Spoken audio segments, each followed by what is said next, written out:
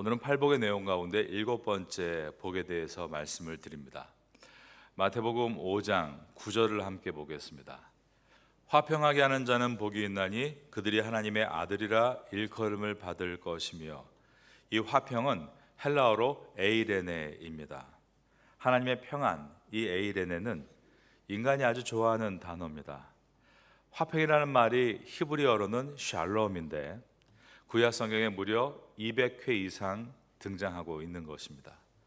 서로 만났을 때 샬롬 하는 것은 하나님의 평안이 당신에게 깃들기를 원합니다라는 축복의 표현입니다.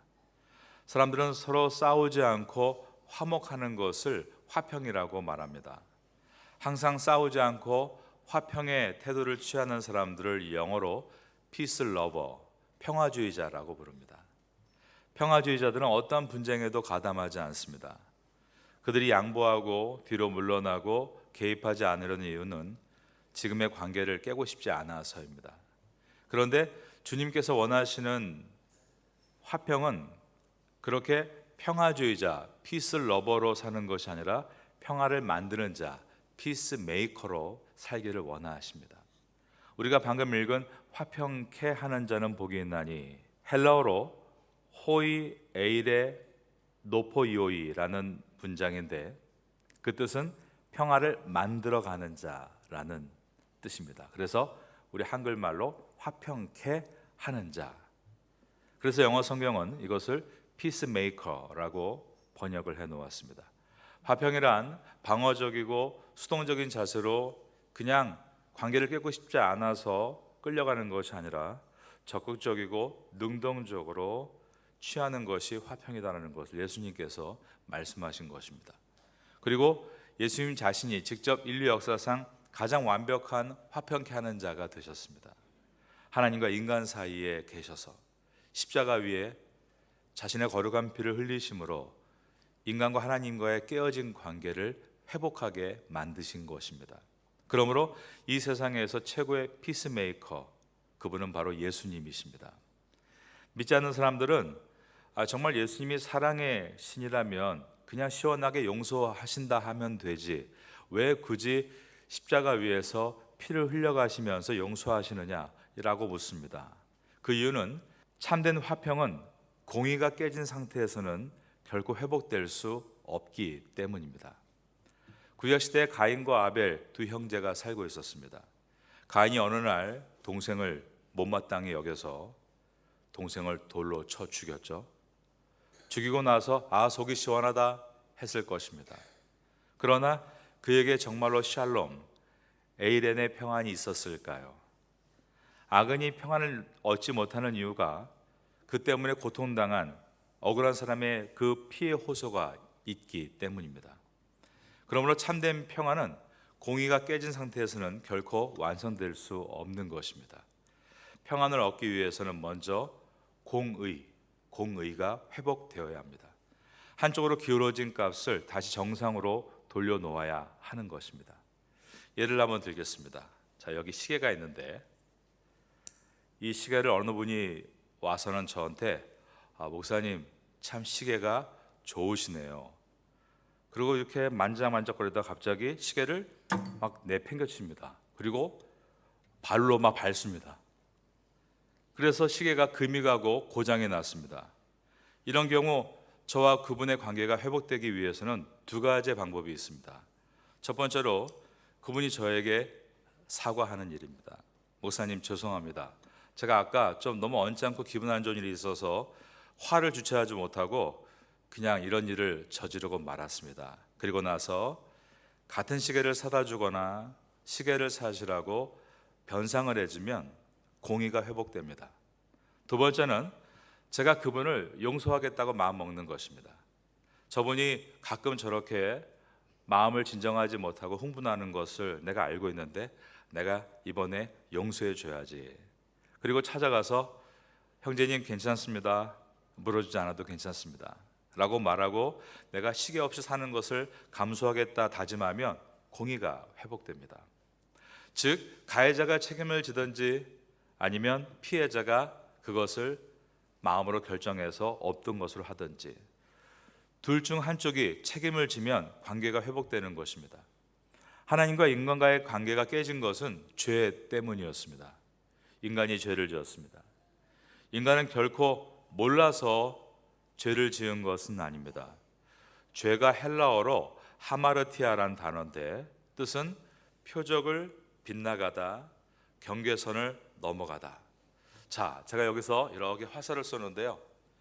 이렇게 딱 쏘면 화살이 쭉 날아가서 표적을 맞추기도 하지만 표적을 빗나가기도 합니다.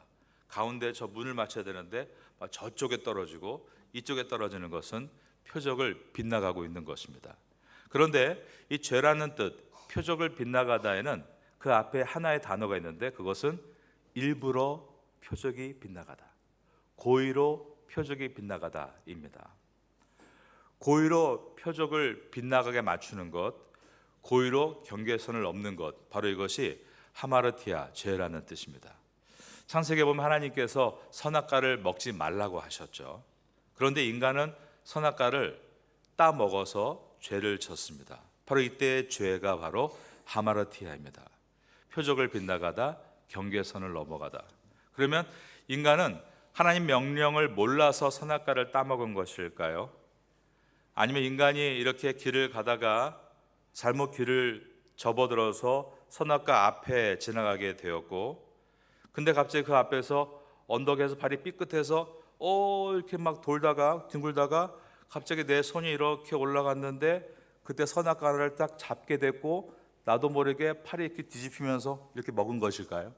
그렇게 실수로 먹은 게 아니라 내가 보암짓도 하고 탐스럽게 돼서 이렇게 손을 뻗쳐서 그 선악과를 먹은 것입니다. 하마르티아, 이 단어는 이와 같이 일부러, 고의로 표적을 빗나가다, 고의로 경계선을 넘어가다는 뜻이 들어있는 것입니다. 죄는 몰라서 또는 실수로 저지르는 것이 아니라 알면서도 욕망을 이기지 못하고 고의로 짓는 것입니다. 그 결과로 거룩하신 하나님의 계획이 다 무너지고 말았습니다. 아까 말씀드린 사건과 같이 인간은 가해자가 되고 하나님은 피해자가 된 것입니다. 이때도 관계가 회복되기 위해서 두 가지의 길이 있습니다. 하나는 인간이 하나님께 용서를 구하고 죄의 값을 치르거나, 아니면 두 번째로 하나님께서 용서해 주기로 작정하시고 그 죄를 사해 주시는 방법입니다. 그런데 죄의 값은 죽음으로만 치를 수 있다라고 되어 있습니다. 로마서 6장 23절에 보면 죄의 삭은 사망이라고 되어 있는데 영어 성경은 The wages of sin, 그러니까 wages, 월급, 임금이죠. 그러니까 죄를 짓고 받는 월급이 죽음이다. 죄를 짓고 받는 임금이 죽음이다라는 뜻입니다. 진정한 평안이 회복되기 위해서 먼저 공의가 회복돼야 되는데 기울어진 값을 다시 정상으로 돌려놓기 위해서 죄를 책임지는 방법은 죄의 삭은 그 월급은 죽음이다. 죽음밖에 없다는 것입니다. 그래서 하나님은 구약시대 때 예배를 가르치시면서 예배란 무언가 대신 값을 치러야 한다는 것을 보여주시기 위해 모든 예배 때마다 희생 제물을, 그 제물이 대신 죽는 것이죠. 피를 흘려서 예배를 드리는 것을 가르쳐 주셨습니다. 그 이유는 생명이 피에 있으므로 오직 피의 희생으로서만, 즉 죽음으로서만 죄는 그 값을 치를 수 있다는 것을 알게 하시기 위해서였습니다. 레위기 17장 11절에 있는 말씀입니다. 육체의 생명은 피에 있음이라 내가 이 피를 너희에게 주어 제단에 뿌려 너희의 생명을 위하여 속죄하게 하였나니 생명이 피에 있으므로 피가 죄를 속하느니라. 그러므로 죄로 인해 깨어진 인간과 하나님과의 관계를 회복하기 위해서는 누군가 희생 제물로 대신 죽어야 한다는 것입니다. 가해자인 인간이 죽든지 피해자인 하나님이 죽으시든지. 그런데 여기서부터 기독교의 진정한 복음이 나타납니다. 여전히 죄를 짓고 있는, 여전히 죄를 사랑하고 있는, 일부러 죄를 향해 달려가고 있는, 고의로 죄를 짓고 있는 인간을 위해서 하나님은 대신 죽으심으로 하나님이 얼마나 인간을 사랑하시는지를 보여주신 것입니다. 이 말씀이 로마서 5장 8절의 말씀입니다. 우리가 아직 죄인 되었을 때에 그리스도께서 우리를 위하여 죽으심으로 하나님께서 우리에 대한 자기의 사랑을 확증하셨느니라. 인간은 죽음으로 그 죄값을 치러야 되는데 하나님은 그렇게 인간이 죽는 것으로 죄값을 치르시는 공의를 선택하지 않으시고 하나님의 독생자이신 예수님이 대신 죽으심으로 인간의 죄값을 치르시는 방법을 선택하신 것입니다. 그리고 우리가 잘 외우고 있는 말씀 요한복음 3장 16절 하나님이 세상을 이처럼 사랑하사 독생자를 주셨으니 이는 그를 믿는 자마다 멸망하지 않고 영생을 얻게 하려 하심이라. 회복의 문을 열어주신 것입니다. 그러므로 진정한 피스메이커, 가장 완전한 화평을 만들어내신 분은 예수님이십니다. 우리가 세상에 살면서 가장 예수님을 닮아 있는 모습은 그러므로 우리도 피스메이커가 되는 것입니다. 늘 평안을 만들어내는 사람이 되는 것입니다. 어딜 가든지 사람들을 어렵게 하고 관계를 깨는 사람이 아니라 어디를 가든지 어려웠던 관계를 회복하게 만드는 사람, 피스메이커가 되는 것이 예수님 닮은 우리의 모습이 되어야 하는 것입니다. 말을 했는데 그 말 때문에 관계가 망가지는 것이 아니라 어려운 관계가 그가 말을 할 때마다 회복될 수 있다면 그것이 피스메이커인 것입니다.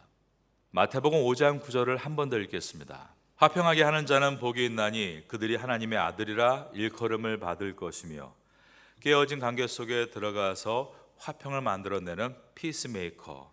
그럴 때 사람들은 정말 저 사람은 하나님의 아들이구나, 하나님의 딸이구나.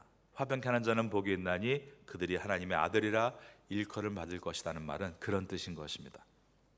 여러분 모두가 이 땅에서 피스메이커로 살아가시기를 예수님의 이름으로 축원합니다. 저는 팔복 중에 이 7번째인 화평케 하는 자는 복이 있나니 라는 말을 떠올릴 때마다 친구가 한 명이 제 마음속에 남아 있습니다. 고등학교 시절에 같은 반이었던 이대권이라는 친구가 지금도 제 마음속에 남아 있습니다. 그 이대권이라는 친구는 서울에서 공부했지만 가족은 다 시골에 있었는데 아버지가 목사님이셨습니다. 그런데 공부하러 서울에 올라와서 친척 집에 살고 있었고 공부를 아주 열심히 하는 학생이었습니다. 당시만 해도요, 학교에서 쉬는 시간만 되면 그렇게 반 친구들끼리 막 싸웠습니다. 막 이렇게 싸웠어요.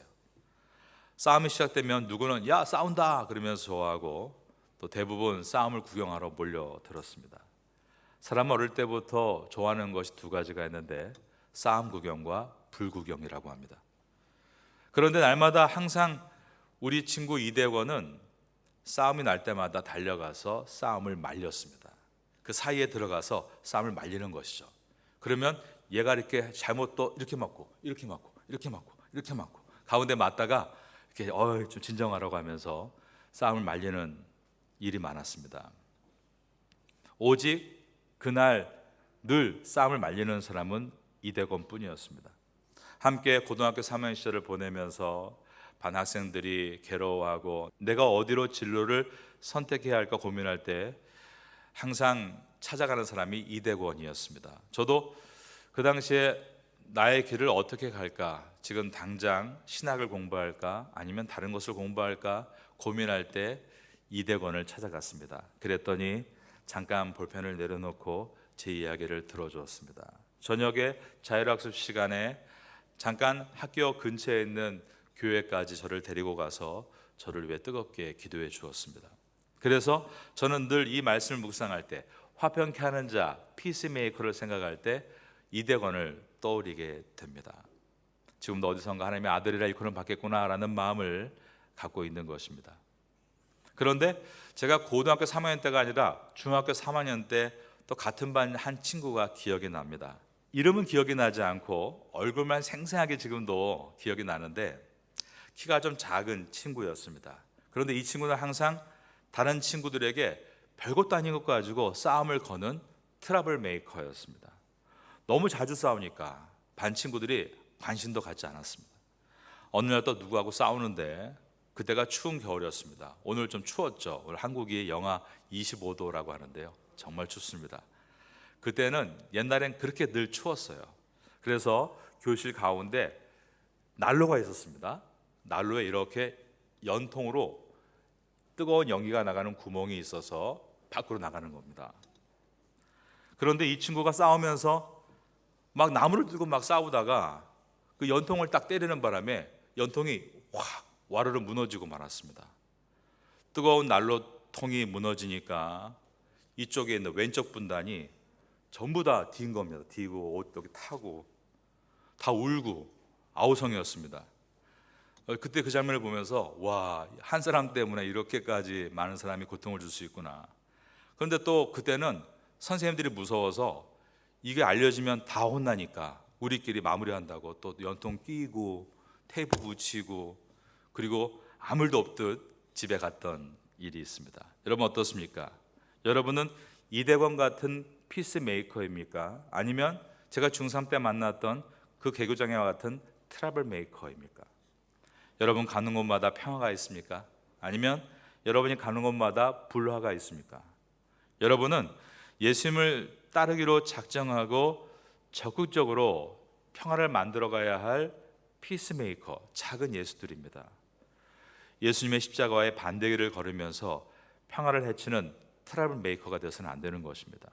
한마디의 말과 태도로 평화를 일으키는 사람이 있는가 하면 단 한마디의 말과 태도로 평화를 무너뜨리는 사람도 있는 것입니다.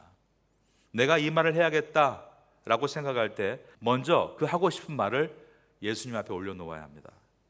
저는 정말 제가 하는 이 말이 덕이 될까요? 제가 이 말이 사람을 세울까요? 사람을 무너뜨릴까요? 이 말이 예수님을 쫓는 그리스도인으로서 화평을 만들 말일지 아니면 화평을 무너뜨릴 말일지를 묵상해야 하는 것입니다. God is good 이라고 하죠. 하나님은 좋으십니다. All the time, 언제나 좋으신 그분은 우리가 그렇게 하나님께 물어볼 때마다 우리에게 지혜와 분별력을 주실 것입니다. 불화를 만들어내는 트러블 메이커가 아닌 또한 소극적으로 늘 그 자리가 싫어서 피하는 피스 러버, 평화주의자가 아닌 깨진 사이에 들어가 녹아져서 화평을 만들어내는 진정한 피스 메이커가 되기를 예수님의 이름으로 축원합니다.